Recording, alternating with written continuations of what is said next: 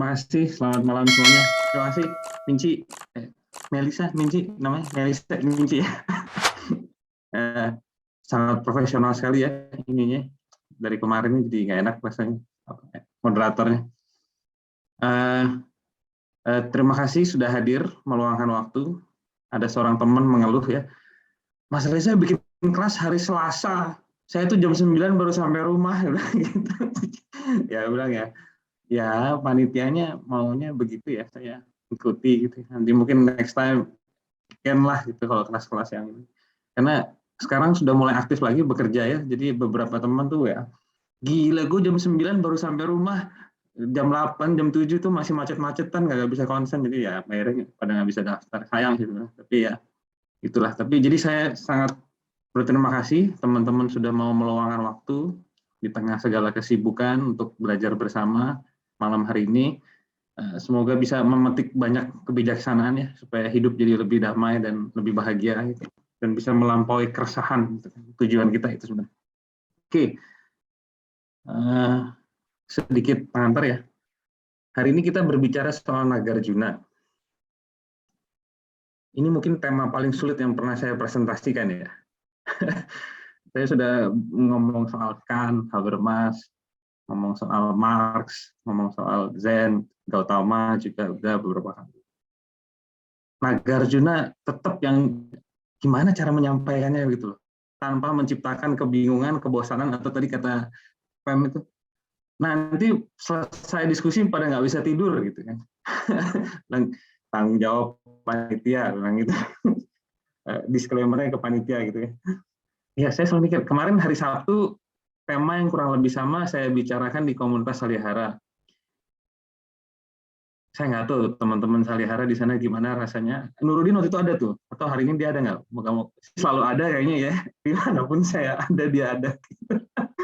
Teman setia itu, Pak Nurudin. Setelah memberikan presentasi itu, saya lelah sekali. Karena gimana, menjelaskan sesuatu yang tidak bisa dijelaskan itu gimana ceritanya. Jadi ya seperti saya bilang, habis itu saya lelah sekali dan waktu itu harus ke Sanur kan. Saya mikir sepanjang jalan ini, pada ngerti nggak ya gitu ya. Nanti ya saya bilang sih, jadi kemarin itu di Salihara saya ngomong soal Nagarjuna, minggu depan saya ngomong soal Marx. Marx jauh lebih gampang, saya bilang itu. Karl Marx jauh lebih gampang gitu daripada Nagarjuna. Tapi ya, kenapa saya memilih Nagarjuna? Karena walaupun sulit, sekali lagi ini tema paling sulit yang pernah saya bicarakan gitu ya. Tapi kalau bisa dapat, kalau bisa paham itu wow gitu. Wow banget gitu, kalau kata orang zaman sekarang ya. Itu pencerahan besar lah. Kalau bisa dapat.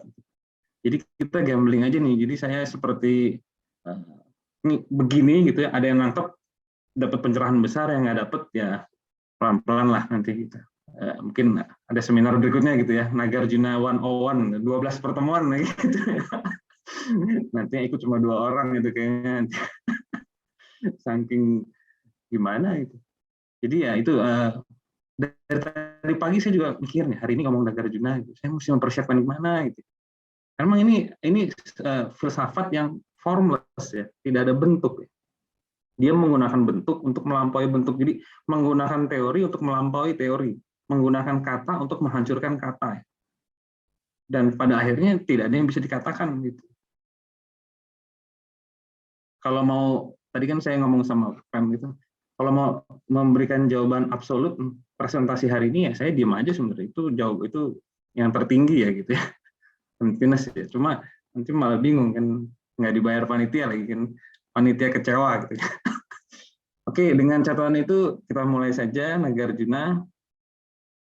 Semoga banyak yang bisa dapat ya poinnya gitu ya. Oke. Nah, bahan presentasi kali ini mirip yang saya pakai di Salihara, cuma saya ubah. Ada beberapa yang saya modifikasi karena yang di Salihara kan ngomong soal dunia digital. Kalau yang sekarang kita ngomong murni Nagarjuna dan keresahan. Jadi kekosongan dari keresahan. Belajar dari Nagarjuna. Oke. Sedikit review kemarin. Saya mau ngomong minggu lalu karena biasanya seminggu sekali kelasnya gitu ya. Sedikit review kemarin. Mungkin beberapa konsep yang saya pikir penting dari Gautama kemarin, Siddhartha Gautama kemarin. Jadi Gautama bilang sederhana, bahwa di dalam hidup itu ada ketidakpuasan, ada keresahan. Dan keresahan ini sifatnya relatif universal, jadi hampir semua orang mengalaminya, dari orang yang masih muda sampai yang sudah tua, dari yang kondisi ekonomi relatif rendah sampai kondisi ekonomi yang mapan, dari semua profesi ada jenis keresahan ya, keresahan tentang masa depan, keresahan tentang penyesalan tentang masa lalu, keresahan tentang pertanyaan-pertanyaan dasar ya.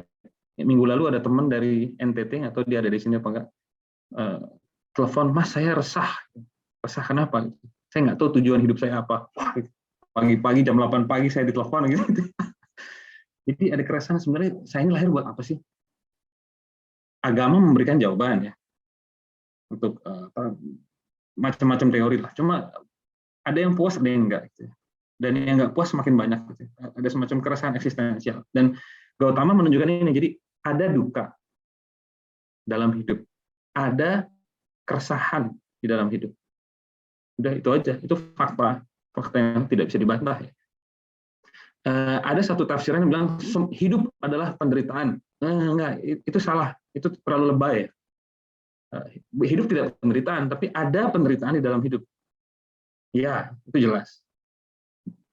Kalau penderitaan, dan ada yang lebih halus lagi, ada keresahan di dalam hidup. Ada yang bikin kita gelisah.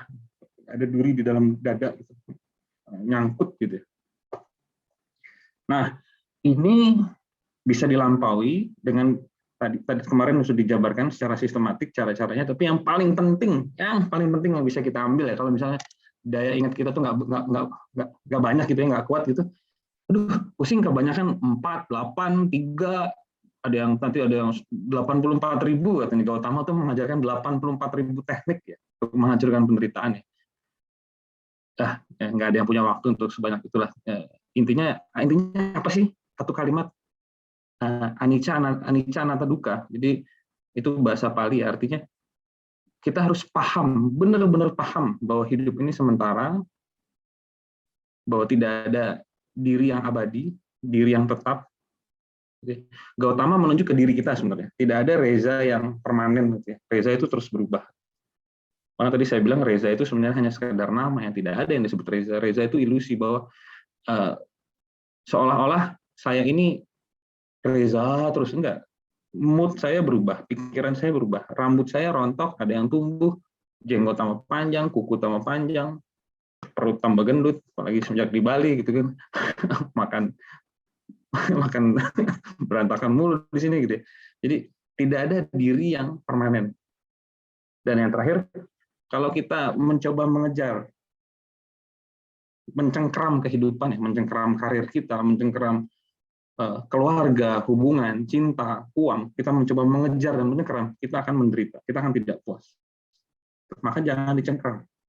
Segalanya sementara, segalanya tidak ada inti, termasuk diri saya juga tidak ada inti, yang abadi, tidak ada yang permanen. Maka megangnya seperti megang kapas gitu ya. Dipegang aja. Jangan dilemet, jangan dikejar, semakin dikejar semakin kita jadi gila gitu ya. Relax saja. Relax. Seperti memegang embun pagi atau memegang kabut ya, tidak bisa diginiin. Ini aja, dirasain aja. Megang kapas sih paling. Kalau gini kalau terlalu keras dia hancur gitu. Jadi itu, kalau ini sungguh dipahami, keresahan selesai sebenarnya. Kita tidak ingin mencengkeram apapun dalam hidupnya, tidak ingin mengejar karir terlalu ambisius, tidak ingin mengejar cinta terlalu ambisius, tidak ingin mengejar nama besar terlalu ambisius, jadi kita lebih rileks. Maka tidak ada keresahan. Ini sebenarnya jalannya Gautama. Soal moralitas samadhi itu latihan-latihan yang diberikan supaya ya kalau kamu lagi banyak pikiran, kamu duduk, amati nafas samadhi. Dan supaya hatimu tenang, jangan berbuat jahat sama orang lain. Karena kenapa? Kalau kamu berkata-kata jahat, kamu bertindak jahat sama orang lain, kamu punya pikiran jelek tentang orang lain, yang menderita kamu, bukan orang lain. Ya orang lain juga ya kalau kita menyakiti dia. Tapi terlebih kita ya, kalau kita marah kita tuh menderita. Kalau kita sedih ya kita menderita. Kalau kita berbuat jahat, kita yang menderita. Itu saran-sarannya Gautama. Nah, apa yang dikatakan Gautama itu dianggap sebagai perputaran roda dharma pertama ya. Jadi dharma itu sebenarnya banyak arti, tapi yang bisa dipakai di sini adalah hukum-hukum alam ya, pengetahuan soal hukum-hukum alam. Jadi di alam ini ada pola, dan kalau kita memahami pola itu, kita akan bahagia dan damai, dan bisa membuat sekitar kita juga bahagia dan damai. Kalau dalam bahasa teologi Kristen kan, kerajaan Allah di atas bumi gitu kan. Jadi ini yang dianggap semacam gelombang pertama lah, gelombang pertama. Nah, hari ini kita akan berjumpa dengan Nagarjuna. Dia sangat ekstrim. Dia membantai gelombang pertama, dia membangun gelombang kedua, perputaran roda dharma yang kedua di tangan Nagarjuna. Jadi ceritanya begitu ya. Jadi Nagarjuna ini murid Buddha tapi jauh, murid Gautama tapi jauh gitu ya. Jadi jaraknya sekitar 500-600 tahun. Jadi menarik memang saya pilih tema ini. Gautama dengan Nagarjuna itu 500-600 tahun. Nanti Nagarjuna dengan Bodhidharma juga 500-600 tahun. Jadi ini memang 3 perputaran roda dharma ya. Perputaran roda dharma. Jadi pemahaman soal hukum alam yang semakin kompleks, dan semakin halus dan semakin halus gitu. Dan akhirnya tidak berbentuk. Gautama sangat sistematis dengan istilah-istilah yang ilmiah. Anicca, anatta, dukkha, dosa, loba, moha, cita, aku salah, segala macam. Gautama sangat sistematis. Nagarjuna akan menghancurkan itu semua ya. Jadi saya bilang tadi ke pertemuan ini akan menghancurkan pertemuan kemarin gitu ya. Jadi dia mengkritik dan melampaui gitu. Oke. Apa itu Nagarjuna? Kalau ketik di Google ada Indian actor ya. Jadi bukan Nagarjuna itu ya, bukan aktor India ya, bukan aktor Bollywood. Nagarjuna Yusuf di India Utara ya. Sekitar abad 1, abad 2, sekitar tahun 100-an, 100-200 gitu ya. Saya coba cari, nggak ada yang tahu pasti ya, karena data-data pada masa itu mungkin juga kurang gitu ya, dan ada bias secara segala macam. Dan dia dikenal sebagai filsuf tradisi Mahayana Buddhis ya. Nah, apa itu Mahayana? Ini juga penting ini karena di dalam filsafat Asia ada perbedaan mendasar ya. Filsafat Buddhis Asia atau namanya Mahayana dan ajaran-ajaran Theravada. Theravada itu adalah ajaran-ajaran awal Gautama yang dilestarikan, terutama di negara-negara seperti Thailand, Myanmar, Sri Lanka, Indonesia juga dulu. Tapi Indonesia juga udah kecampur-campur ya dengan Mahayana dan Tantrayana gitu. Jadi yang kemarin kita bicarakan itu adalah roh dari ajaran Theravada, teachings of the elders, ajaran dari para petua, para master gitu ya. Nah, tapi itu adalah ajaran awal. Jadi ketika itu Gautama mengajarkan murid-murid baru. Jadi kayak misalnya kan teman-teman mungkin sering ketemu Romo Magnis ya, Magnis Suseno. Magnis itu mengajar mahasiswa semester 1. Jadi dia mengajar dengan sangat sederhana, sangat sistematis. Tapi lama-lama murid-muridnya si Gautama semakin pintar, semakin tercerahkan, semakin besar wawasannya, luas wawasannya, dan akhirnya mereka mengembangkan ajaran mereka sendiri. Dan saya pikir itu sangat keren ya, sangat bijaksana. Guru menanam benih dan murid-muridnya yang akhirnya mengembangkannya, menjadikannya kebun, bahkan hutan gitu ya. Dan Nagarjuna adalah salah satunya, mungkin generasi berikutnya. Dan ini yang disebut para Mahayana, para filsuf Mahayana atau para master Mahayana ya, master Mahayana Buddhis. Mereka membentangkan ajaran Gautama itu menjadi begitu luas gitu ya. Ada pengaruh dari budaya lokal tempat ajaran tersebut berkembang, seperti misalnya ketika ajaran Gautama sampai ke Cina, dia kecampur dengan budaya Cina, sampai ke Tibet, kecampur dengan budaya Tibet, dan saya pikir itu biasa, itu memang di mana-mana begitu. Ketika Islam masuk Indonesia, kecampur dengan budaya Indonesia, ketika Kristen masuk Eropa, kecampur dengan budaya Eropa, dan memang begitu. Dan saya pikir nggak ada masalah. Jadi itu Mahayana, dan Mahayana cenderung ajarannya sangat luas ya. Mereka intinya begini. Kalau Gautama kemarin kita bicara, dia mengajarkan supaya saya terbebas dari penderitaan, terbebas dari rasa resah, dari duka. Jadi saya membebaskan diri dari duka. Walaupun saya itu, sekali lagi, saya itu tidak permanen ya, saya itu bahkan tidak ada gitu. Ini hanya kumpulan beberapa unsur saja gitu ya. Pancakanda namanya, tapi nanti kebanyakan daftar malah bingung gitu. Jadi bagaimana ya, inilah satu orang ini punya pemahaman yang tepat, keluar dari penderitaan, dari keresahan, dan mencapai kebahagiaan sejati. Itu yang Theravada. Nah, kalau Mahayana, mereka bergerak lebih jauh gitu. Intinya begini, saya tidak ingin hanya saya yang terbebas. Saya ingin semua makhluk terbebaskan dari penderitaan, dari duka, dari keresahan. Jadi cita-citanya maha besar. Dan istilah ini, saya tidak akan berhenti sampai semua makhluk mencapai pencerahan. Itu motivasinya. Jadi ada motivasi aktivisme gitu ya. Dan saya pikir itu keren sekali. Ini perkembangan ajaran yang sangat-sangat keren gitu. Nah, Nagarjuna dia sebenarnya juga seorang Mahasiddha ya. Mahasiddha itu istilah yang sangat bagus sebenarnya. Mahasiddha itu adalah orang yang punya pengetahuan luas tentang dharma, tentang hukum-hukum alam. Dia seorang master juga, ngajar juga di Universitas Nalanda, dan dia juga punya itu kemampuan-kemampuan supranatural gitu ya, yang lahir dari pemahaman dharmanya tadi.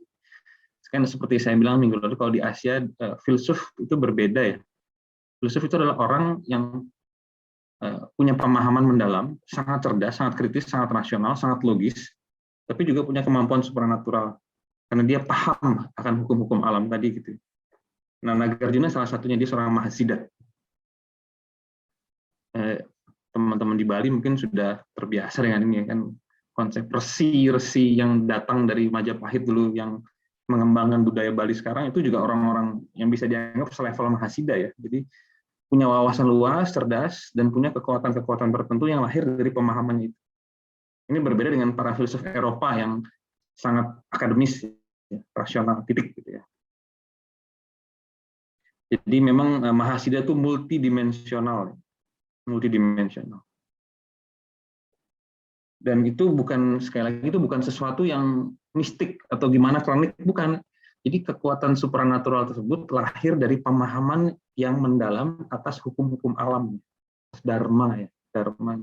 Dan semua orang bisa, asal mau belajar dan latihan, praktis, teori dan praktis. Ada lakunya, laku. Nah, ini Nagarjuna. Tidak ada foto langsung tentu saja ya pada masa itu, jadi lukisan orangnya seperti ini, kurang lebih, tidak ada yang tahu pasti. Dia digambarkan seperti ini bersama para Mahasiddha lainnya, karena ada 84 Mahasiddha.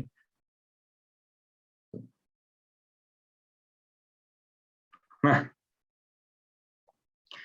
oke, sedikit peringatan. Jadi sekali lagi, Nagarjuna adalah seorang filsuf juga ya, filsuf yang memang berpikir dengan sangat ketat ya, sangat logis, sangat sistematis, sangat kritis. Bahkan saya bilang kemarin di komunitas Salihara, Nagarjuna itu hiperkritis. Jadi bukan hanya kritis, tapi sangat-sangat amat kritis. Tajam sekali gitu ya. Dan buat teman-teman yang mungkin tidak terbiasa dengan filsafat, mungkin agak berat, tapi nggak apa-apa, kita coba cek.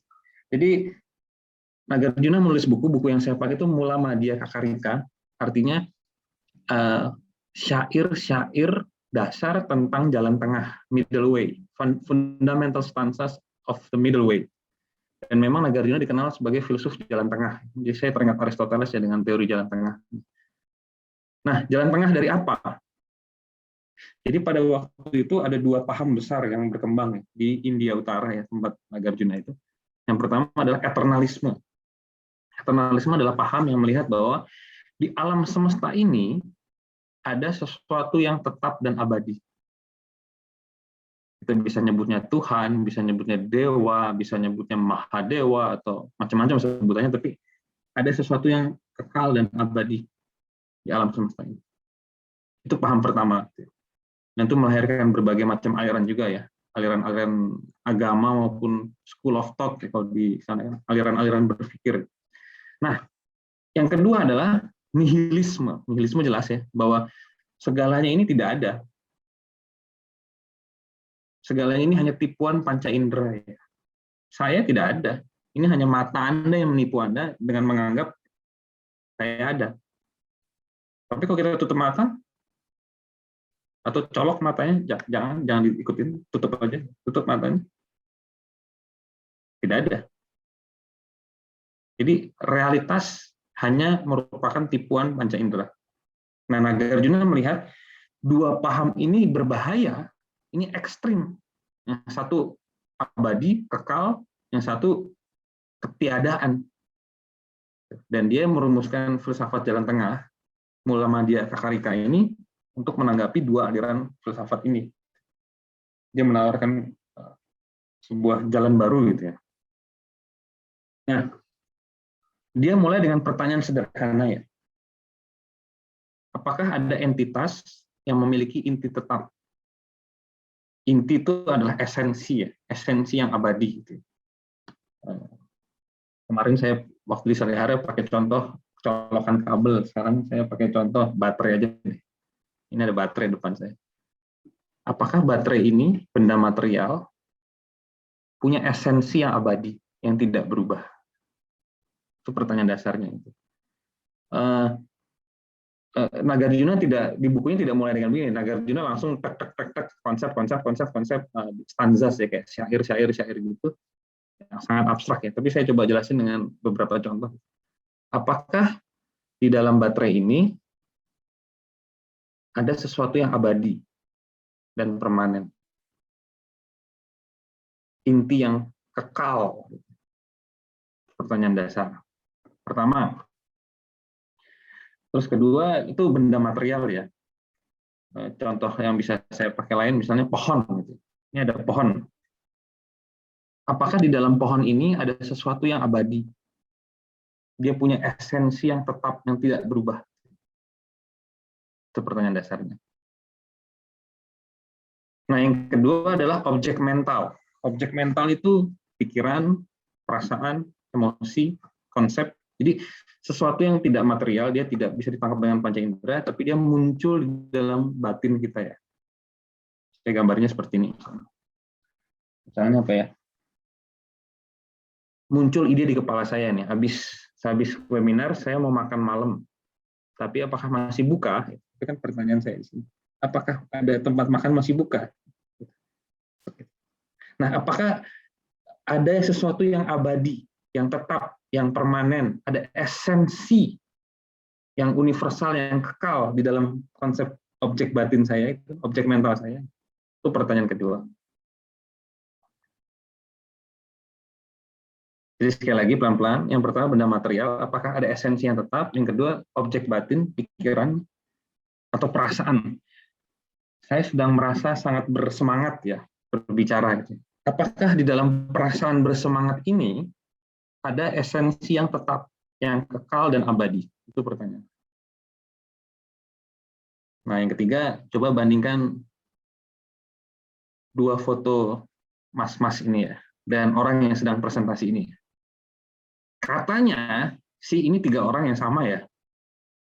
Ini yang sebelah kiri itu gondrong, Dimas yang ngambil tuh waktu itu di mall. Ini saya tahun 2020 ya, pas pandemi ya, pas pandemi lagi agak redam. Jadi terus yang besar ini yang pakai batik, ini tipuan aja sebenarnya belum mandi nih, saya ingat banget nih, tipuan aja pakai batik biar kelihatan sudah rapi gitu. Ini tahun 2016 saya baru pulang dari Jerman. Dan bandingkan dengan yang sekarang ya. Ada brengos gitu ya. Pertanyaan dasarnya Nagarjuna, apakah ada diri yang tetap dan permanen? Apakah tiga orang ini sama?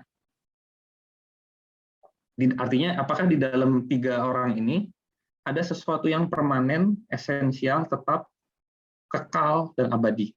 Pertanyaannya.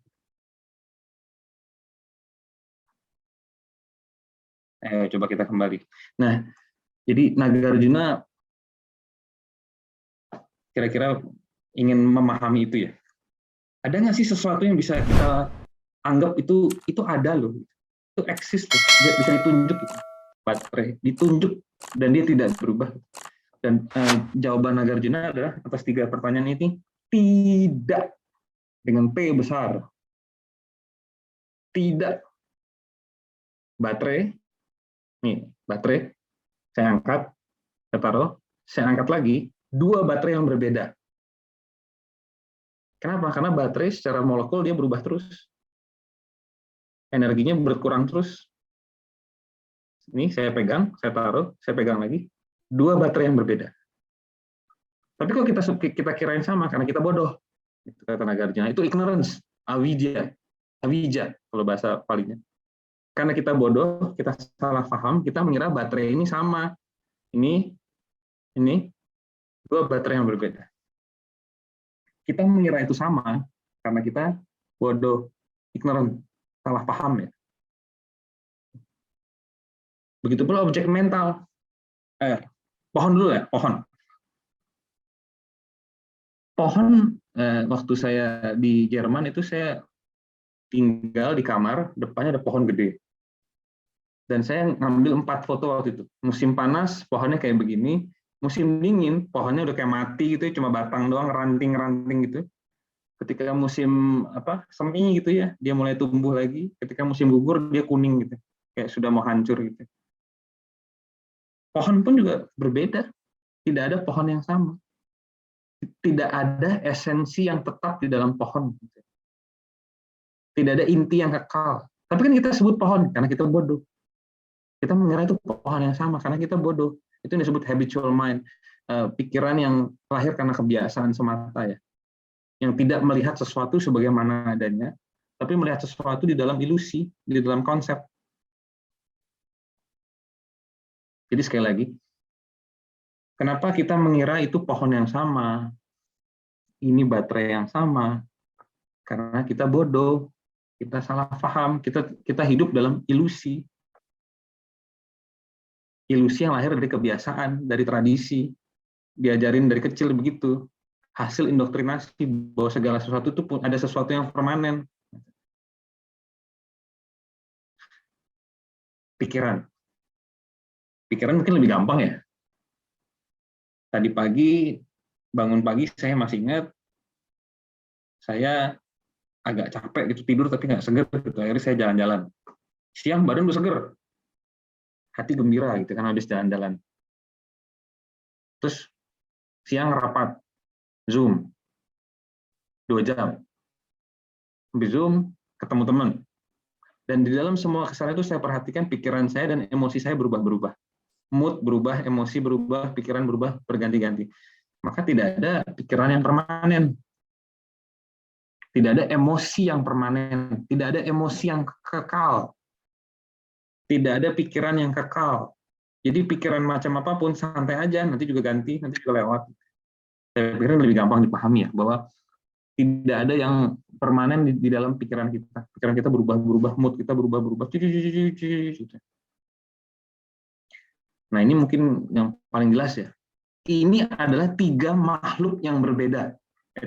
Ini maksudnya yang lagi duduk pakai dream theater, yang pakai batik, sama yang lagi ngomong, ini adalah 3 makhluk yang berbeda. Saya bahkan nggak nyebut manusia ya, karena manusia juga itu pukul rata ya. Manusia itu juga konsep yang memukul rata itu. Ini adalah 3 makhluk yang berbeda, yang isi pikirannya berbeda, emosinya berbeda, moodnya berbeda, rambutnya jelas berbeda, jenggotnya jelas berbeda. Tapi kok namanya Reza? Karena kita bodoh, kita salah paham, kita mengira ada yang permanen dari 3 makhluk ini. Makanya kita menderita. Contoh misalnya tahun yang ini yang lagi sama Dimas, yang dipotoin Dimas yang pakai baju dream theater nih ya. Misalnya waktu itu saya ngomong, "Pak Dimas, tolong lu," gitu. Maaf ini contoh doang, Bro gitu. "Dimas, tolong lu," gitu. Oh, Dimas masih memendam. Dulu tahun 2020 dia ngatain saya tolol. Padahal orangnya udah nggak ada. Jadi tidak masuk akal untuk menendam, untuk marah, karena orang berubah terus. Bahkan Nagarjuna kan tetap dalam alirannya Gautama ya. Gautama bilang perubahan itu terjadi begitu cepat. bukan dalam hitungan tahun, hitungan detik. Rambut rontok, kuku tambah panjang, kumis tambah panjang, suasana hati berubah, keringetan mungkin, ada cairan yang keluar. Setiap detik kita berubah. Tidak ada alasan untuk melihat dua orang sebagai sama ketika waktunya sudah berganti. Tapi kok ada orang begitu ya, ini Reza, ini adalah Reza ini. Karena bodoh. Nagarjuna tidak bilang bodoh ya, dia bilang ignorance, wrong view dia bilangnya, wrong view. Tapi saya mungkin biar lebih lugas ya, karena bodoh, karena salah paham, tidak mengerti kehidupannya. Nah ini mungkin anicca dalam arti yang paling ekstrim ya, dalam arti yang paling filosofis mungkin, karena kan dibagi tiga ini. Sebenarnya bisa paham ini aja, paham ini dan benar-benar menghayati ya, bahwa segala sesuatu berubah begitu cepat gitu. Banyak masalah selesai ya. Kita tidak lagi melekat pada pikiran kita sendiri, tidak melekat pada orang lain. Gitu. Oh, saya mencintai dia dulu waktu kita pertama kali berjumpa, orangnya udah nggak ada.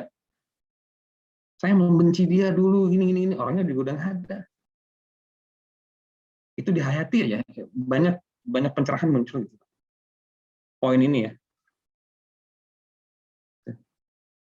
Jadi jangan melekat pada benda material, jangan dikejar gitu, jangan dicengkram, jangan melekat pada pikiran, emosi, itu semua berlalu. Tadi ada teman saya siang-siang, gue lagi bad mood banget, dia bilang gitu, WA gitu. Dia bilang, nanti juga ganti. Saya WA balas, nanti juga ganti gitu. Ya udah, kalau lagi bad mood ya udah. Jangan dilekatin, jangan dicengkram. Disadari aja, nanti juga hilang. Termasuk pikiran-pikiran nih. Aduh, saya lelah dengan hidup ini, saya pengen bunuh diri, itu juga bentuk pikiran ya. Nggak usah dipusing, nanti juga hilang. Begitu pula konsep diri ya, tidak ada yang bisa dilekati ya.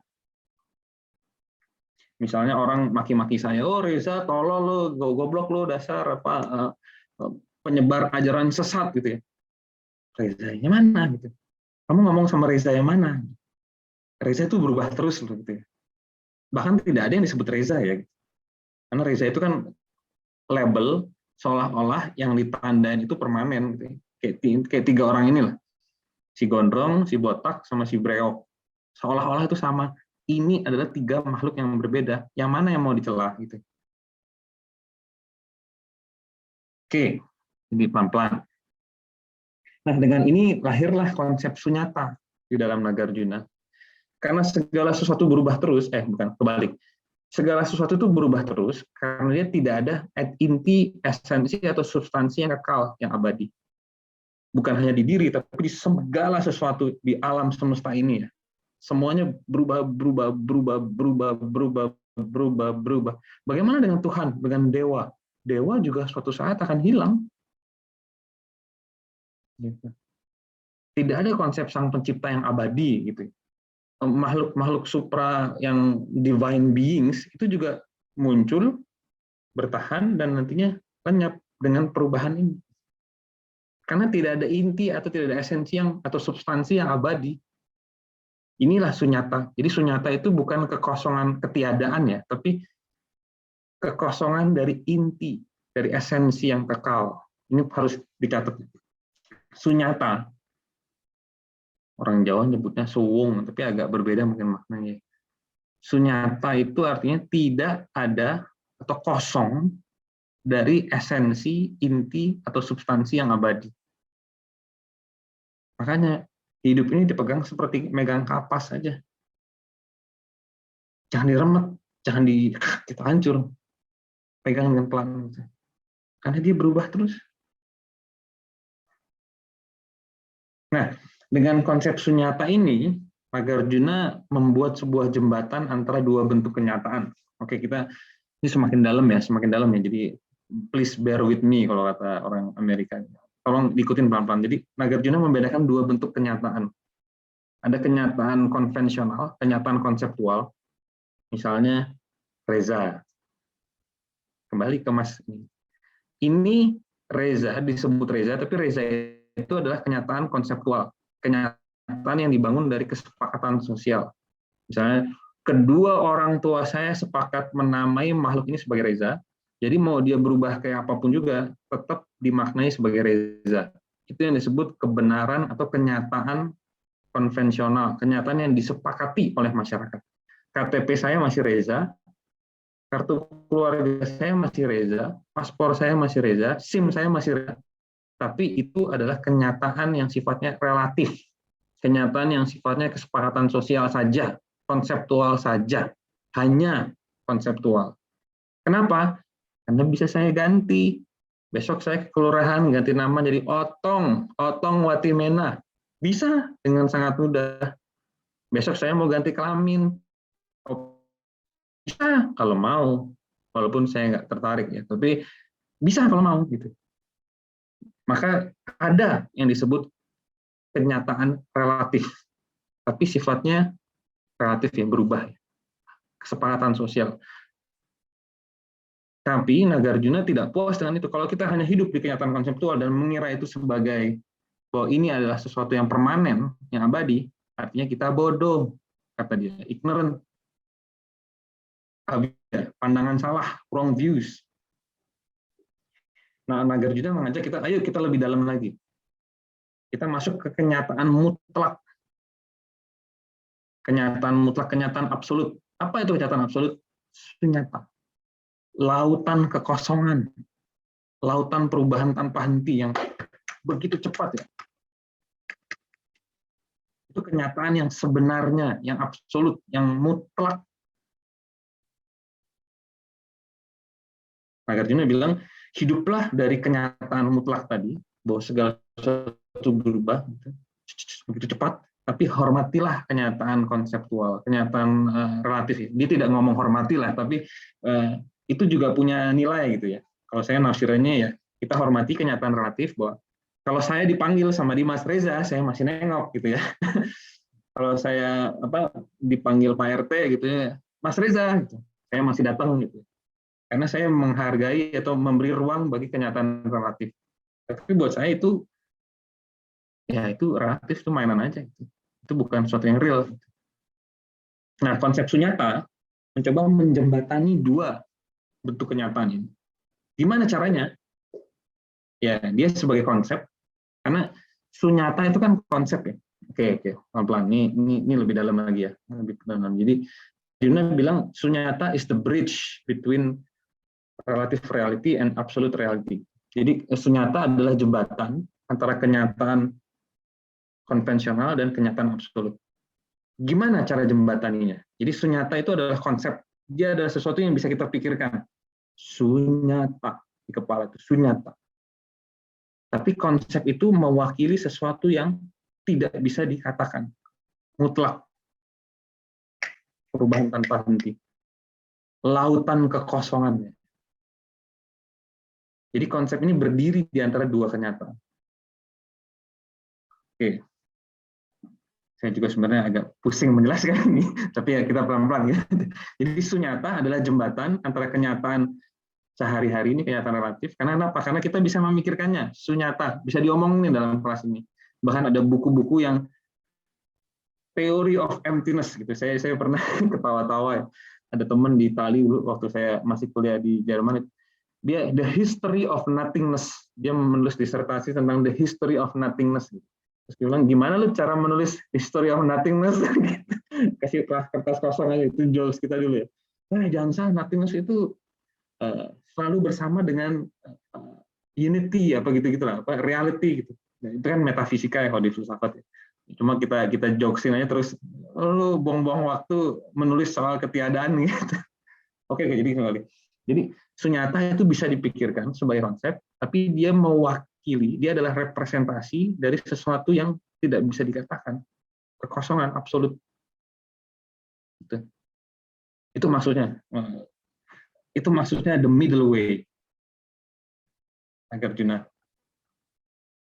Oke. Apa gunanya memahami ini sih? Kita ngomong pragmatis lagi ya. What's the point? Apa sih? Maksudnya apa? Artinya, kalau kita paham kenyataan absolut tadi ya, bahwa segala sesuatu berubah begitu cepat, bahwa tidak ada inti yang abadi, bahwa pada akhirnya segala sesuatu itu adalah kosong, dia menari terus ya, tidak ada yang permanen di situ, kosong dari inti yang kekal gitu ya. Makanya kita melihat bahwa segala sesuatu sebenarnya sudah saling terhubung ya, kesadaran akan interdependensi, segalanya berada di dalam segalanya gitu. Sekali lagi Nagarjuna tidak ngomong dengan bahasa ini tafsiran saya, dia ngomong ya interrelated gitu ya, interconnected, interrelated being and non being gitu ya, dengan bahasa yang sangat rumit, tapi maksudnya adalah ini. Contohnya begini, ini sebenarnya dijelaskan dengan sangat baik oleh Thich Nhat Hanh ya, salah satu Zen master Vietnam. Hari ini tadi pagi saya makan nasi pakai abon, nasi dan abon ayam. Makan nasi sudah menjadi bagian dari diri saya. Makanya saya bisa ngomong karena ada energi. Di dalam nasi itu ada ya, beras, padi yang ditanam oleh petani di atas tanah yang dikasih pupuk, mungkin kotoran sapi, mungkin humus, mungkin pupuk kimia, nggak ngerti juga. Tapi itu diolah oleh petani di sawah dan dia butuh air yang diambil dari sungai, yang diambil dari hujan, dan padi tersebut butuh matahari untuk menyinari dia. Dan untuk bekerja si petani harus bangun pagi, mencangkul. Jadi di dalam tubuh saya ada padi, ada beras, ada kotoran sapi, ada matahari, ada air sungai, ada air hujan, ada jerih payah petani, ada istrinya yang tadi malam mijitin dia gitu. Jadi di dalam diri saya ini ada segalanya. Itu baru ini doang, baru nasi doang ya. Belum yang ayam ya. Ayam mungkin lebih variatif lagi ya gitu. Jadi dalam diri saya ini ada segalanya. Ini bukan puisi ya. Oh, aku di dalam kamu, kamu di dalam aku, kita di dalam kami. Bukan puisi, ini biologi. Sesuatu yang bisa dibuktikan secara biologis dan kimia. Saya minum air. Karena di Ubud ini airnya masih bersih, jadi saya nggak perlu beli aqua lah. Ya sekali-sekali perlu, cuma saya bikin mendidih aja gitu. Saya minum air dari tanah. Air ini adalah hasil daur ulang yang sudah ratusan juta kali ya, dari air hujan, air kencing sapi, air kencing manusia, kemudian ke laut, menguap ke atas, diambil matahari menuangkannya sebagai hujan, lalu masuk ke sungai, mungkin ada yang cuci baju di situ. Jadi air ini sudah mengandung segalanya, dia sudah recycle ratusan juta kali. Di dalam diri saya ini ada segalanya. Tidak ada inti yang permanen, dia bergerak terus, dia bergerak dan terhubung, bergerak dan terhubung, bergerak dan terhubung ya. Bergerak dan terhubung terus-menerus. Makanya ini yang disebut kesadaran akan interdependensi ya. Saya pikir ini cukup sederhana ya, bahwa kita hidup ditopang oleh berbagai macam hal gitu ya. Saya sewa kamar dari teman, kamar ini baru renov, ada tukang yang dulu jeder-jeder bangunin ini, ada semen, ada sistem politik yang membangun pabrik semen, ada tukang yang meluangkan waktunya untuk membangun kamar ini gitu. Tidak kelihatan. Jadi ya interdependensi, keterkaitan segala sesuatu. Maka kekosongan dari segala sesuatu adalah kesatuan dari segala sesuatu. Di sini paradoksnya. Jadi oke, ini sesuatu yang juga sangat rumit karena segalanya adalah kosong dari inti yang permanen, maka segalanya adalah satu dalam satu kesatuan yang sama. Kekosongan adalah kesatuan. Oke, mulai pusing, mulai pecah kepala gitu ya. Tadi sunyata, kenyataan absolut, kenyataan relatif, dan sekarang kekosongan adalah kesatuan. Mas Reza ini ngomong apa gitu ya, malam-malam begini. Ya, Nagarjuna ngomong begini. Tidak ada perbedaan antara emptiness and unity. Tidak ada perbedaan antara kekosongan dan kesatuan. Waktu saya pertama kali baca ini, saya juga nggak mudeng ya. Tapi saya, ya ini, ya biasanya kalau nggak ngerti gitu kan jalan-jalan bentar gitu ya. Nongkrong sama Dimas, makan di mall gitu ya. Oh iya ya, karena segala sesuatu kosong, tidak ada ini.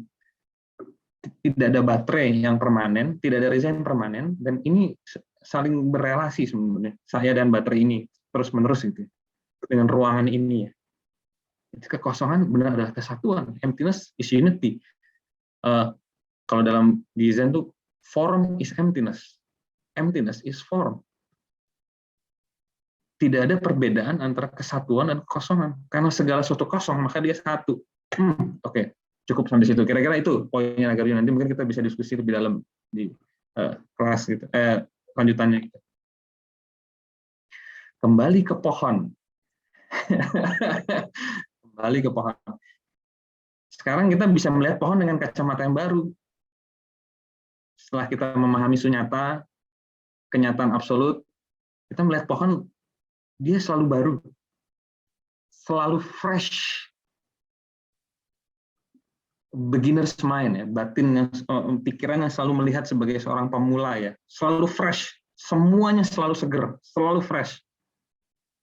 Bayangkan betapa indahnya hidup seperti itu. Semua segala hal selalu fresh. Tidak ada dendam, tidak ada kemarahan, tidak ada penyesalan pada masa lalu, tidak ada kecemasan akan masa depan, selalu fresh. Moment to moment to moment to moment, semua selalu segar. Seperti iklan sayur di supermarket ya, selalu fresh gitu ya, bisa dipakai tuh sebenarnya untuk ngajar Nagarjuna tuh, selalu fresh. Harapannya sih setelah kita belajar malam ini, kita melihat segala tuh, melihat suami kita selalu fresh, istri kita selalu fresh, kamar kita selalu fresh, melihat orang lain juga selalu fresh. Bayangkan hidup macam apa yang seperti itu, sangat bahagia. Saya nyebutnya seperti teflon.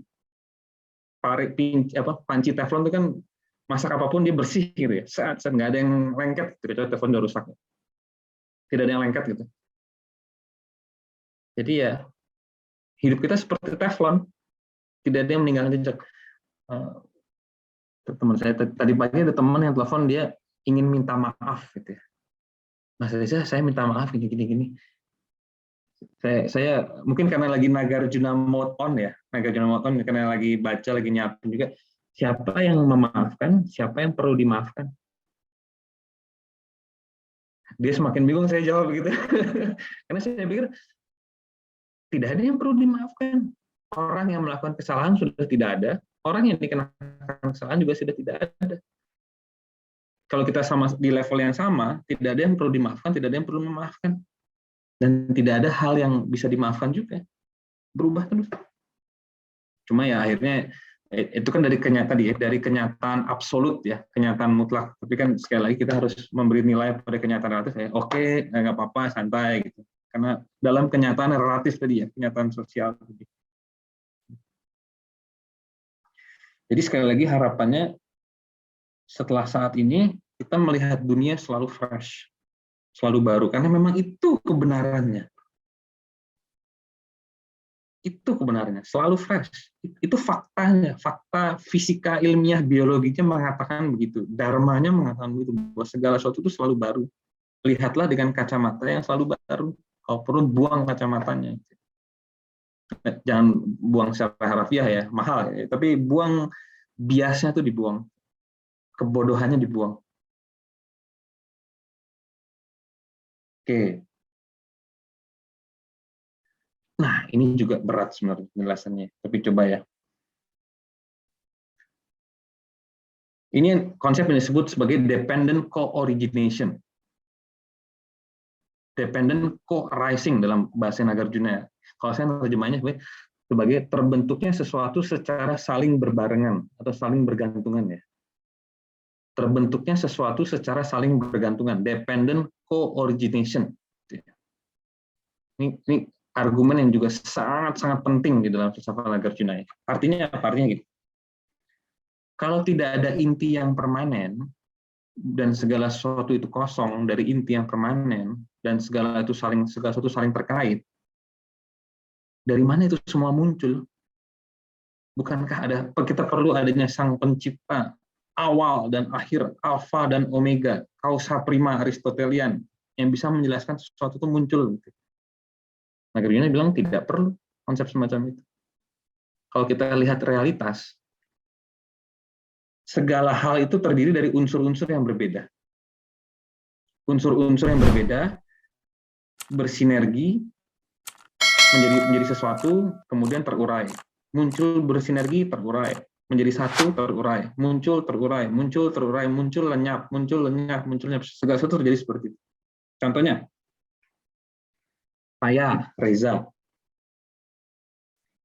Kembali mungkin pakai foto kali ya. Biar lebih, ini Reza gitu. Apa unsur-unsur yang membentuk Reza? Nagarjuna tidak percaya kausal prima karena tidak ada buktinya. Itu cuma konsep doang. Gitu. Tapi kalau kita amati benar-benar bagaimana sesuatu itu muncul, kita akan melihat Reza misalnya. Reza muncul pertama kali dari persatuan antara sperma ayahnya Reza dengan ovum ibunya Reza. Itu perjumpaan pertama ya. Menjadi sesuatu yang hidup gitu ya. Jadi Reza terbentuk dari unsur pertama kali dari dua unsur yang berbeda. Nah, kita bisa bedah lagi. Sperma bapaknya Reza itu dibentuk dari apa? Dari makanannya dia, pola hidupnya dia. Ovum ibunya Reza itu dibentuk dari apa? Dari pola hidup, dari pola makannya. Dari unsur-unsur yang berbeda. Unsur-unsur yang berbeda menjadi satu dan terurai. Menjadi satu dan urai. Nah, kebetulan ini menjadi satu nih, sperma dan ovum. Oh, hamil, berita gembira. Nggak tahu berita gembira apa nggak waktu itu ya, tapi saya asumsikan itu berita gembira lah gitu ya. Jangan-jangan, kecolongan gitu kan misalnya, ya itu lain cerita gitu ya. Tapi intinya, berita gembira. Nah, hamil kan, berita hamil, dikasih nutrisi, makan bergizi, istirahat, kasih vitamin, mungkin susu gitu. Jadi Reza menjadi kaya dengan nutrisi. Jadi bayi keluar, gitu. Dikasih makan lagi, macam-macam, susu, mungkin bubur bayi, mungkin buah-buahan, sampai segede begini ya, segede dan gendut begini gitu ya. Maka siapa yang menciptakan Reza? Tidak ada satu jawaban. Reza terbentuk dari unsur-unsur yang berbeda-beda selama kurang lebih 30 tahun. Saya mau nyebut 18, cuma itu juga sebuah kebodohan ya. Gitu. Jadi unsur-unsur yang membentuk Reza selama kurang lebih 30 tahun ini. Nah, unsur-unsur ini juga tidak permanen. Unsur-unsur ini menyatu dan nanti terburai. Ketika saatnya jam biologisnya udah habis, entah dibakar, entah dikubur, atau dibuang di mana gitu ya, dia terurai lagi unsur-unsurnya. Dan ini terjadi bukan pada Reza saja, pada segala sesuatu di alam semesta ini. Bahkan termasuk pada alam semesta, the universe. Universe itu muncul, lenyap, muncul, lenyap. Maka ada yang disebut multiverse nih, kebetulan konsepnya Dr. Strange ya. Ada multiverse, ada parallel universe gitu ya.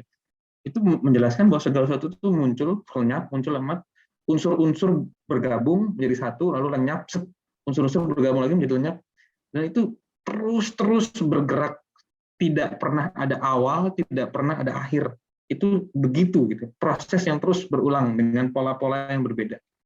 Itu insight-nya Nagarjuna. Jadi dependent co-origination. Tidak perlu ada sang pencipta, tidak ada awal, tidak ada akhir. Semua adalah unsur-unsur yang saling berkumpul, terurai. Berkumpul, terurai. Gitu. Segala sesuatu. Pertama kali saya baca ini teori elegan sekali ya. Dan sangat kompatibel dengan ilmu pengetahuan modern, fisika terutama ya. Terutama fisika, astrofisika, fisika tentang benda-benda langit, dan fisika kuantum, muncul hilang, tidak ada yang permanen. Maka tidak ada, sekali lagi, tidak ada Reza yang permanen, yang inti. Ini adalah pengetahuan sebagaimana adanya. Kadang-kadang saya mikir ya, dari mana sih orang-orang ini mikir sampai ke sini gitu ya? Kok bisa gitu ya? Nagarjuna ini makan apa sih kok bisa mikir sampai segini gitu? Jawabannya sederhana. Dia membaca, dia berdiskusi, dan dia meditasi. Jadi tidak hanya membaca, dia tidak hanya berdiskusi, tapi dia juga masuk ke dalam. Masuk ke dalam keheningan untuk mendapatkan pengetahuan tentang dunia sebagaimana adanya. Nah itu mungkin yang kadang-kadang kita kurang ya, teman-teman akademisi ini. Belajar, diskusi, debat, pusing, mumet, berantem, atau nggak mau ngomong lagi seumur hidup gitu ya, atau gimana gitu. Kurang unsur ini ya, unsur menyentuh keheningan tadi. Menyentuh empty space, ruang kosong di dalam batin. Sehingga pemahamannya tidak menyeluruh, atau salah malah, confused. Jadi memang kalau kita lihat Gautama, kita lihat Nagarjuna, dan apalagi Bodhidharma ekstrim banget. Dia malah nggak baca buku, dia hanya hening gitu aja ya. Nah, besok hanya hening saja. Dan memang teman-teman di Bali sudah familiar sih dengan ini, bahwa orang belajar itu tidak hanya dengan teori ya. Orang bisa memahami sesuatu dengan masuk ke dalam ruang yang disebut akasik ya, akasik record ya. Apa itu? Semacam perpustakaan alam semesta ya. Di dalamnya tergantung pengetahuan yang sudah terkumpul dari berbagai bentuk alam semesta yang ada, terkumpul dalam akasik tadi, ruang semesta tadi. Dan itu bisa diakses kalau kita benar-benar hening ya, menjadi sepenuhnya kosong ya. Dan kita menjadi satu dengan itu. Dan itu pengetahuan kayak di-download itu ya, di-download dengan kecepatan tinggi, langsung wah dapat gitu ya. Dan makanya para mahasida, master-master dan resi zaman dulu mereka nggak banyak baca buku, nggak banyak diskusi, tapi mereka banyak semedi untuk mengakses akasik record tadi, gudang pengetahuan semesta ya, atau perpustakaan semesta. Saya menyebut perpustakaan virtual, tapi virtual nanti dikira e-book gitu kan. Dan itu sumber pengetahuan paling tinggi sebenarnya. Jauh lebih tinggi daripada kita baca. Diskusi itu juga perlu supaya menajamkan logika dan argumen kita, itu perlu diskusi, perlu baca, nulis. Tapi yang lebih penting adalah menyentuh keheningan dalam batin. Nah, itulah mengapa sekarang orang sulit untuk sampai pada level ini, karena susah hening ya. Ada waktu kosong main handphone, distraksi. Ada waktu kosong browsing sosial media yang nggak penting itu. Tidak ada waktu untuk duduk dan hidup gitu ya. Beda dengan orang zaman dulu ya, nggak ada gadget ya. Kalau waktu kosong ya duduk menikmati hidup, dan seringkali muncul ide, kreativitas lahir. Jadi sekali lagi, konsep yang penting ya, terbentuknya sesuatu secara saling bergantungan, dependent co-origination, dependent co-arising. Oke. Lebih dalam lagi gitu ya. Please bear with me. Lebih dalam lagi. Nah, ini saya juga agak sulit gimana cara menjelaskannya gitu ya. Makanya saya bilang di awal tadi, ini adalah tema yang paling sulit yang pernah saya coba jelaskan itu ya. Jadi kita ngomong sunyata tadi. Sorry. Sunyata, kekosongan ya, kekosongan dari inti yang tetap. Tapi kekosongan itu kan juga konsep. Iya toh, karena kita bisa ngomongin ya. Kekosongan. Kita bisa mikirin ya, kekosongan sunyata. Maka kekosongan juga konsep. Artinya, karena kekosongan juga konsep, maka dia juga kosong. Dia juga tidak punya inti, esensi, atau substansi yang mutlak pada dirinya sendiri. Maka konsep kekosongan juga kosong. Kekosongan dari konsep kekosongan. Saya ngomong begini seperti merasa orang bodoh gitu ya. Ini saya pernah ngobrol sama Pak Franky Budihardiman soal ini ya. Bagaimana jika teori Nagarjuna diterapkan pada dirinya sendiri? Hancur teori itu. Lah, apa konsekuensinya kalau kita memahami bahwa konsep sunyata pun juga kosong, konsep kekosongan juga kosong? Apa pukulan apa yang terjauh? Kita nggak bisa ngomong apa-apa lalu. Kalau saya nyebutnya runtuhnya semua konsep, runtuhnya semua bahasa, dan orang lalu mencapai pencerahan. Ketika dia menyadari bahwa segala sesuatu kosong dari inti yang tetap, dan bahkan konsep kekosongan pun kosong dari inti yang tetap. Ketika itu sadar betul, orang terdiam, tertegun gitu ya, tertegun.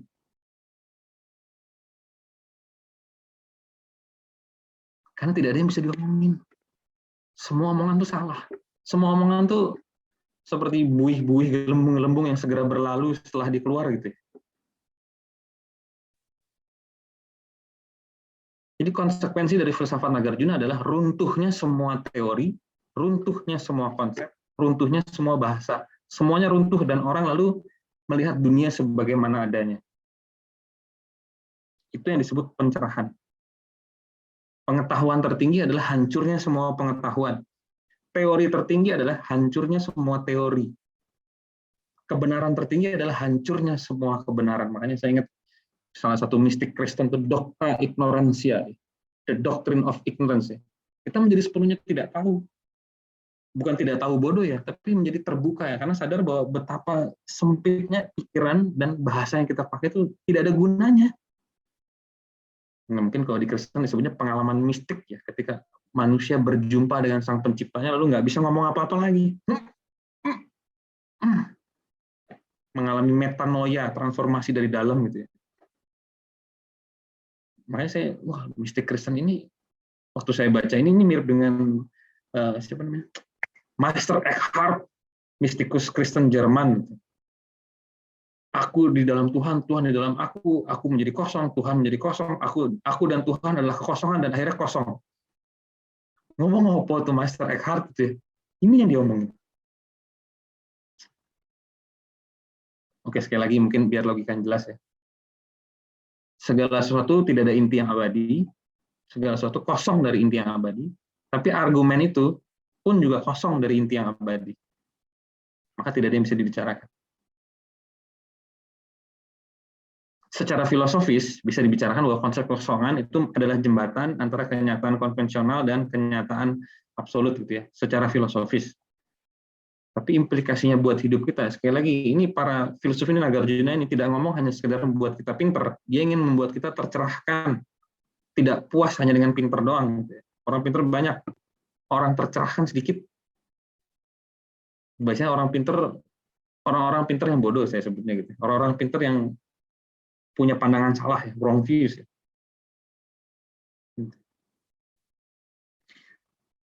Bagaimana kalau jika Nagarjuna memandang ajaran Gautama yang kemarin? Yang kemarin, anicca, anatta, dukkha, kesementaraan, kekosongan dari inti, hidup itu ada keresahan, duka. Nagarjuna akan ketawa dengan semua apa itu semua, omong kosong gitu. Bener omong kosong karena memang kosong gitu ya.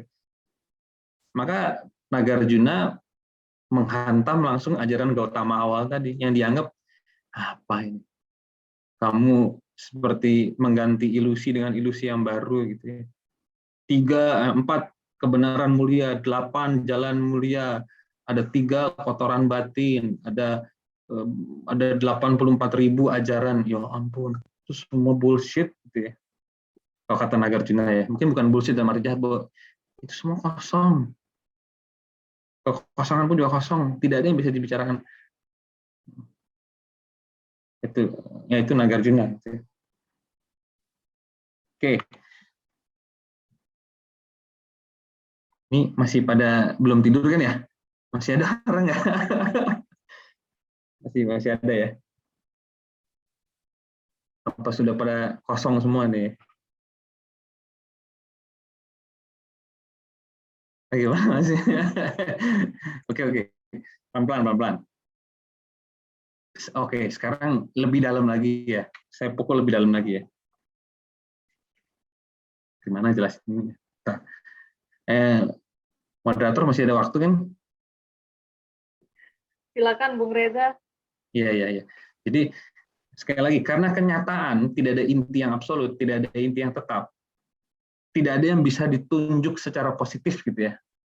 Oh, inilah baterai, nggak bisa, baterai itu berubah terus, dia berubah terus, nggak bisa ditunjuk dia udah hilang, ditunjuk udah ganti. Makanya tidak ada yang disebut saat ini sebenarnya. Ketika kita ngomong saat ini sudah berganti. Tidak ada yang Reza ketika saya tunjuk begini dia udah ganti terus, tidak ada Reza. Makanya filsuf Herakleitos kan bilang Pantarei, kita tidak pernah menginjakkan kaki di sungai yang sama. Seperti ketika saya nunjuk hidung saya tidak pernah menunjuk hidung yang sama. Nih, saya lagi nunjuk hidung saya berubah terus, saya tidak pernah menunjuk hidung yang sama. Walaupun kan kelihatannya sama, karena kita bodoh. Wrong view, pandangan salah. Tidak ada yang bisa dinyatakan secara positif, maka konsep kausalitas pun menjadi tidak mungkin. Hancurlah kan, bingung kan? Konsep sebab akibat menjadi tidak mungkin. Sesuatu A menciptakan sesuatu B, atau menyebabkan B. A dan B. Itu mengandaikan A dan B itu fix. Tapi A berubah, B berubah, maka relasi kausalitas tidak bisa dipikirkan. Kausalitas adalah kebodohan atau pandangan salah. Di sini Nagarjuna menghantam konsep kausalitas. Kenapa? Kausalitas mengandaikan adanya entitas yang permanen, adanya inti yang abadi tadi. Ketika inti yang abadi tidak ada kausalitas. Maka seluruh ilmu pengetahuan modern, fisika, filsafat, teori, hancur semuanya. Karena semua ilmu pengetahuan dibangun atas konsep sebab akibat. Contoh misalnya, Reza bikin peserta seminar pusing. Jadi Reza mengakibatkan peserta webinar pusing. Kausalitas ya. Reza berubah terus, peserta webinar juga berubah terus. Tadi mungkin awal semangat, sekarang udah mulai lelah gitu ya. Nah, ini ngomong apa nih, orang Ambon satu gitu. Dan yang diomongin juga sudah hilang, lenyap. Tes, hilang, lenyap. Maka tidak ada argumen tersebut. Reza mengakibatkan peserta webinar ngantuk. Itu tidak masuk akal. Itu ilusi. Itu salah paham. Itu kesalahan berpikir. Nah, di sini Nagarjuna menghancurkan segala bentuk analisis. Semua analisis menjadi tidak mungkin. Jadi tadi kita sudah menghancurkan konsep, menghancurkan bahasa, dan kali ini kita menghancurkan kausalitas, menghancurkan analisis. Apa gunanya? Pikiran kita berhenti. Tidak ada yang bisa dipikirkan. Semua pikiran adalah sebentuk ilusi. Konsep bahasa, sebab akibat, analisis, itu semua ilusi. Itu tidak punya dasar yang kokoh. Ingat ya, Nagarjuna itu hiperkritis. Lalu gimana? Pikiran berhenti, pencerahan. Ketika pikiran berhenti, masih ada yang resah nggak? Masih ada depresi nggak? Masih ada cemas nggak? Penyesalan? Hilang semuanya. Bersih tanpa sisa ya. Bahasa runtuh, konsep runtuh, analisis runtuh. Inilah kenyataan absolut yang sebenarnya. Pencerahan, orang tertegun, tidak bisa ngomong apa-apa lagi. Ini gila yang Nagarjuna emang. Ini filsafat yang menghancurkan semua filsafat ya. Teori yang menghancurkan semua teori. Dan detik ini, detik ketika kita tidak mikir, tidak berbahasa, tidak berkonsep, tidak beranalisis, detik ini muncul kebebasan, kenikmatan tiada tara ya. Bersih pikiran, batin bersih, pikiran bersih, semua menjadi selalu fresh. Kembali iklan sayur, selalu fresh. Ya, inilah Nagarjuna gitu ya. Oke, kembali ke level filsafat. Jadi dengan filsafatnya Nagarjuna menghancurkan atau mengkritik segala bentuk realisme ya. Realisme adalah paham yang bilang bahwa kenyataan itu real. Ada sesuatu yang real dalam kenyataan. Nagarjuna membantai itu semua. Yang real itu selalu berubah, maka tidak bisa disebut real. Jadi sudah berganti-ganti. Tapi sekali lagi ya, kita hidup di masyarakat, masih perlu bayar pajak. Kalau saya dipanggil Reza, saya masih nengok, gitu. Walaupun saya tahu saya bukan Reza, itu cuma label kosong aja gitu. Jadi ada kenyataan relatif, kenyataan sosial yang diberi tempat lah, diberi tempat secukupnya lah. Kalau sudah tidak digunakan, dibuang. Masih perlukah kita berpikir? Ya masih, tapi ingat, itu sifatnya relatif. Pikiran, konsep, bahasa, analisis dipakai aja seperlunya. Tapi sadar bahwa itu permainan ya, permainan tipuan, tricks, itu is a tricks. Yang benar apa? Yang benar adalah kita nggak bisa ngomong apa.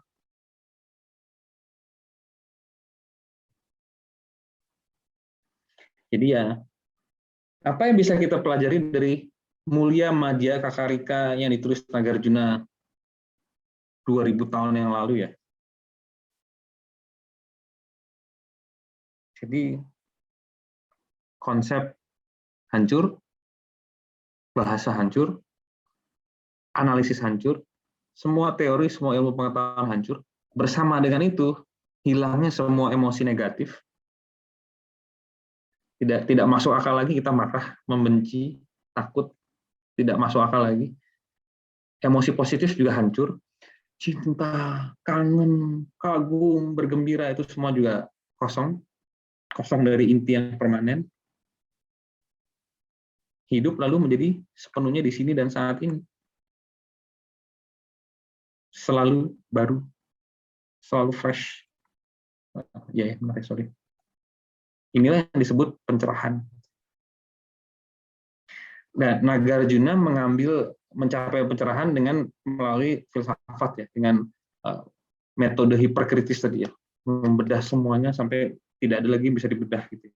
Bahkan kausalitas pun tidak bisa dibuktikan gitu. Jadi ya inilah Nagarjuna. Makanya saya bilang ini presentasi yang paling sulit yang pernah saya lakukan, karena gimana menjelaskan kausalitas tidak ada, kekosongan dari konsep kekosongan, dependent co-origination, sunyata sebagai jembatan, dan ya dengan ini Nagarjuna menghancurkan Gautama, bukan menghancurkan Gautama, menghancurkan teori-teori Gautama. Karena mungkin begini, saya ngelihatnya begini ya, kita lihat fotonya ya, untuk bisa memberikan rasa hormat gitu ya. Apa yang diajarkan Gautama kemarin itu untuk pemula. Penting sekali untuk fondasi, untuk dasar ya. Kalau kayak belajar itu kuda-kudanya. Saya dulu kan pencaksilat tuh, belajar pencaksilat tuh justru kuda-kuda. Oh, begini. 1 jam tenang-tenang ini gitu. Itu harus kuat. Yang kemarin harus kuat dulu. Moralitas, samadhi, pemahaman akan kesementaraan kuat. Tapi setelah udah jago, nggak ada kuda-kuda. Master-master kungfu yang jago udah nggak perlu kuda-kuda. Di toel aja udah mental orang gitu ya. yang benar-benar jago ya. Nah, Nagarjuna ini untuk level master. Keresahan tuh kosong. Penderitaan itu kosong. Tidak ada inti yang abadi. Aku, Reza, itu pun juga kosong. Tidak ada inti yang abadi. Tapi juga kekosongan juga kosong dari inti yang abadi. Maka tidak ada yang bisa dibicarakan. Ini di level master. Mahasida gitu. Dan memang dalam sejarahnya filsafat Nagarjuna ini tidak diajarkan untuk semua orang, karena banyak yang belum siap. Baru abad 21 aja nih dengan teknologi Zoom, dengan adanya teman-teman dari Circles atau apa di Platon Academy gitu ya. Ini menjadi ajaran publik. Tapi kalau zaman dulu ini tidak diajarkan secara umum, gila orang bisa gitu. Ini diajarkan untuk orang-orang yang sudah siap. Orang-orang yang kemarin sudah kuat itu ya. Moralnya udah kuat, samadhinya udah kuat, pemahamannya udah kuat, baru diajarin. Makanya saya pikir apakah ini ruangnya tepat, tapi nggak apa-apa, kita lihat aja ya. Kita kan hidup di abad 21 ya, yang abad digital, revolusi digital. Nah, saya tahu dengan dibabarkan semacam ini tanpa sensor ya, tanpa censorship gitu ya.